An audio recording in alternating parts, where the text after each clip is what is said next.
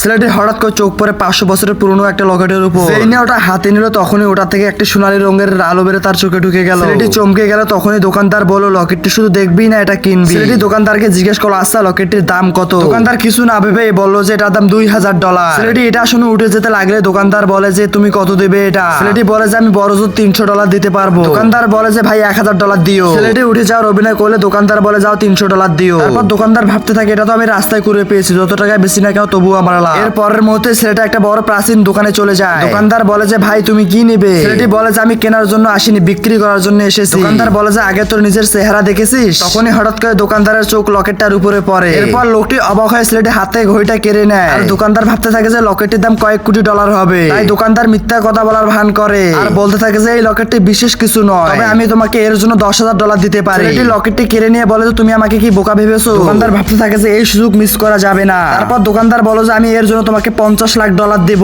ছেলেটি তখনই ভাবতে থাকে যে আমার মা হাসপাতালে ভর্তি আছে, আমার খুব টাকার প্রয়োজন। তারপর ছেলেটি টাকাগুলো নিয়ে সঙ্গে সঙ্গে হাসপাতালে পৌঁছায়। আর ওইদিকে ডাক্তার নার্সকে বলতে থাকে এই মহিলাকে বাইরে বের করে দাও, ওর ছেলে এখনো টাকা নিয়ে আসেনি। তখন এই ছেলেটি টাকা নিয়ে আসে এবং দেখে যে তার মাকে বাইরে বের করার চেষ্টা করছে। তখনই ডাক্তার বলতে থাকে এখনই যদি তুমি $50 লাখ পেমেন্ট না করো তোমার মাকে বাইরে বের করে দেওয়া হবে। এটা শুনে ছেলেটি সঙ্গে সঙ্গে টাকা সবগুলো বের করে দেয়।